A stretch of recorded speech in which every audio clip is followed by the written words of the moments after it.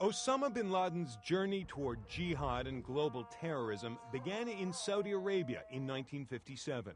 He was the 17th of more than 50 children of a self-made billionaire. Osama was more religious than the rest of us.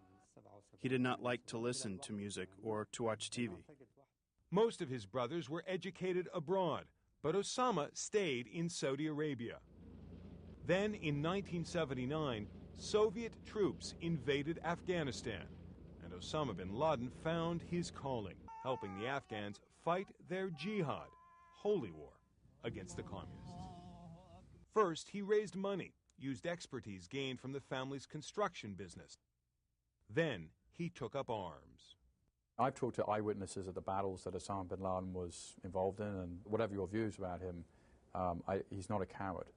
After the Soviets were chased out, bin Laden founded Al-Qaeda, the base, and turned toward a global jihad.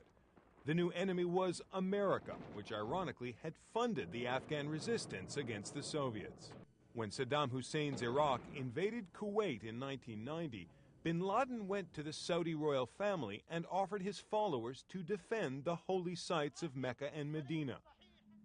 Instead, the Saudis invited in U.S. troops. When U.S. troops were placed in Saudi Arabia as a result of Saddam Hussein's invasion of Kuwait, that was a kind of turning point for Osama. Bin Laden was kicked out of Saudi Arabia, spent several years in Sudan, where he started training camps for Al-Qaeda. He was booted out of there and fled to Afghanistan, where in 1997 he did an interview with CNN, making it clear he was targeting the U.S. unless it got its troops out of Saudi Arabia. We have focused declaration of jihad on striking at the U.S. soldiers inside Arabia, the country of the two holy places, Mecca and Medina. A year later, bin Laden publicly declared war on the U.S.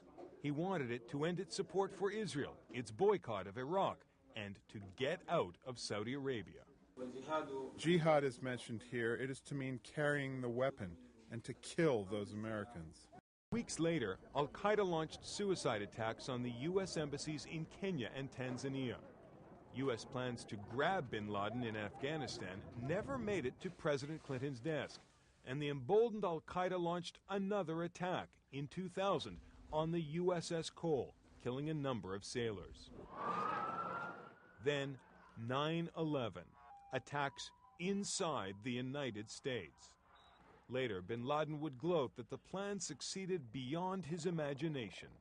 They were overjoyed when the first plane hit the building, so I said to them, "Be patient."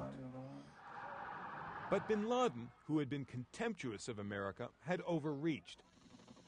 The U.S. invaded, and bin Laden became a man on the run. He was last seen by people not within his inner circle at the Battle of Tora Bora in November and December of 2001. And believed to have been wounded there by the U.S. bombing. But he escaped. Intelligence officials believed he was likely in Pakistan. From then on, bin Laden communicated with his followers online and through numerous audio and video messages, attempting to keep himself relevant even in hiding, all the time warning the West that Al-Qaeda would attack again. We want to restore our Islamic nation's freedom. Just as you violate our security, we violate yours. Bin Laden's legacy, I think, is a kind of an ideological way of looking at the world, which he's communicated to a lot of people, which I don't think is going to go away. But now, finally, news that the world's most wanted man has been killed. Jonathan Mann, CNN.